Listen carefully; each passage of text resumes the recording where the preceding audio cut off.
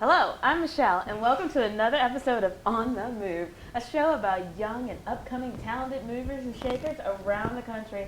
Today, we're privileged to have with us maybe the next Toni Morrison.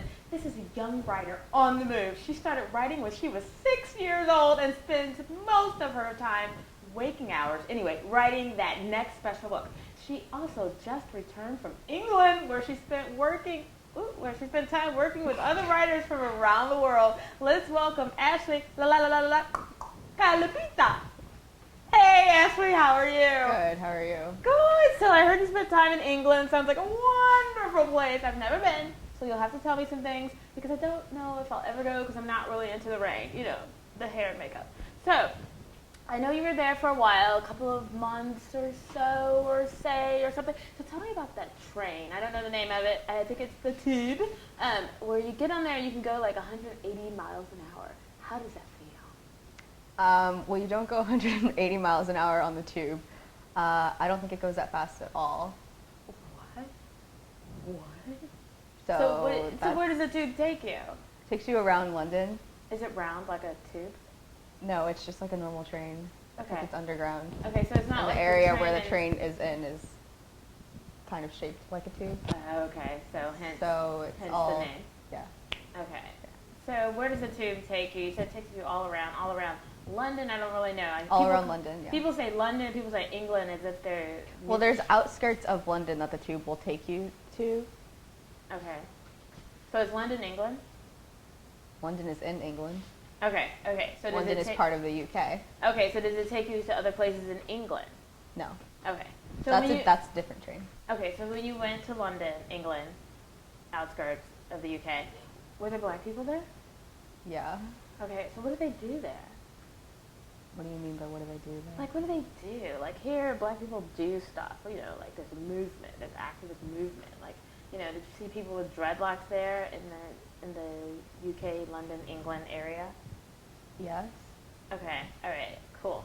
So what was the stuff that you ate when you were there? Like, was it all vegetarian? Did you delve in a little red meat? Did you have a chicken nugget? No. All right, so chicken nuggets aren't sold there? Wait, did they have a McDonald's? They have McDonald's, but it's different than our McDonald's. How is I feel like different? it's healthier than our McDonald's. Oh my goodness. Like when people come here from there, they say that our McDonald's tastes a lot better than theirs, which probably means that ours is a lot more bad for you, and theirs is healthier. So healthier as in their burgers are soybean? It's not. I don't know about that, but they don't have as many options as we do. Okay, so they can get a salad or some fruit. You can't get salads at theirs, but like you can get like one McFlurry and one kind of ice cream, and that's it. Okay, so did you meet any boys from Oxford? Wait, is that in London? No. Okay, where's that? Outside of London. Okay. It's a different part of England. Oh my god. You take Do you a train. have a map? To not on Google. Okay, so Oxford's on the outskirts of England. Okay, did you go there? No, but we went to Cambridge. Is that the same thing? No. Cambridge and Oxford are two different things, but you have to take different trains to get there. Okay. So it's not just like one train. Where are the richer guys? At Cambridge or Oxford? I don't know. Okay. Did you see any guys at Cambridge? I mean, we went on a weekday, we went on a weekend, like Saturday, so there was a lot of students coming in to start school, so it's mostly just people just like going around getting supplies. It wasn't like people on campus yet. Okay, so I heard they don't have to have, leashes on their dogs. Okay, so why is that? Why are their dogs allowed to run free? Because their dogs are a lot more well-trained than our dogs. Okay, so you're here to talk about the book, so let's talk about the book before I get off topic. I digress. So your best book you've ever written, what was it about? I don't know. I mean, I guess there's different smaller projects that I've worked on, but there's never like one giant project that I've like worked on for a long period of time. All right, well, the book that most people have read, the one that you have allowed most people to read, what was it about? Well, there's one I wrote for my class last semester, and that was about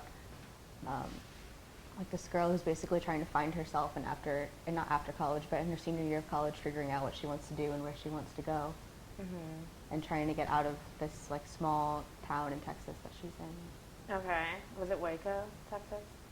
Waco. Waco, Texas. No, it wasn't Waco. I'm just making sure because they killed a bunch of people a couple of years ago, back in 1992. But I digress again.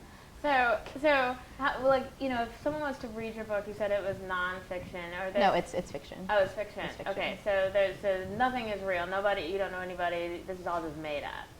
Okay, so if someone were to read this that knew you, like 10 years ago, would they say, "Oh my God, that's me. That character's me in that book"?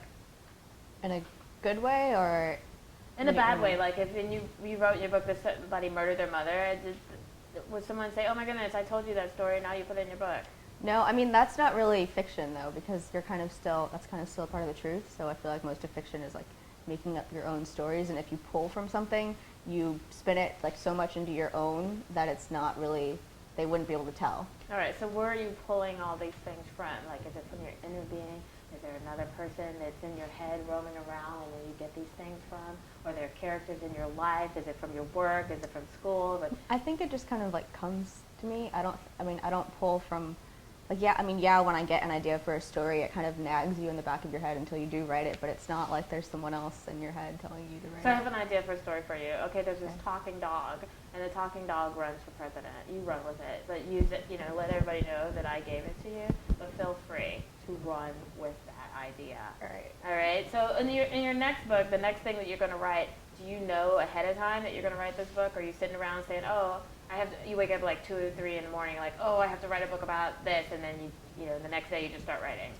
I mean, not really. Like, it depends on what it's about, or if it's just one idea that comes to me, and then it's like, if it keeps bothering me, and I have more than one idea, like 5 or 6 ideas which turn into scenes, then I kind of start, because I'm like, it's not going to go away, and I might as well write it all out. So if you're at McDonald's and there's a homeless guy and he's like causing a scene and people are talking and people give him money, do you go home and write about that? No, because that's like nonfiction. Oh, yeah. So it's like a true thing that happened to you. Oh, okay. So you don't just if you see something, you take part of that something and then put that in your book? Yeah. Okay, so there's nothing in your book that anyone can realize or say, hey, that character reminds me of me. Hopefully not, because if that was in a bad way, then that would be kind of awkward. Okay, so does anybody die in any books? Not usually. All right. Wasn't there a book you wrote when you were like 10 where the mother had brain cancer and the girl had to get home on the bus by herself or something? Something remotely similar to that? No. Well, you would remember. You wrote it, but maybe No. Old age you don't. But I'm just asking. There was no story about that. Okay, so it seems like she's gotten a tweet or something from all of this. Everybody's watching the show and wants to ask her more questions. So we'll let you run off and do that. But we just wanted to say, the next time that you're in town, because you came to wonderful New York City and it's a great place, what are you going to do? What am I going to do in New York City? Probably a few touristy things, I guess, as cliche as that sounds. All right. Well, thanks for coming. We appreciate your time. You have a wonderful life, and I hope I turn out one of the books in a good way, because I'm a very special person. And like I said, if you need someone to give you some information or some ideas, I would be happy to do so. Thanks for coming to watch You're on the Move.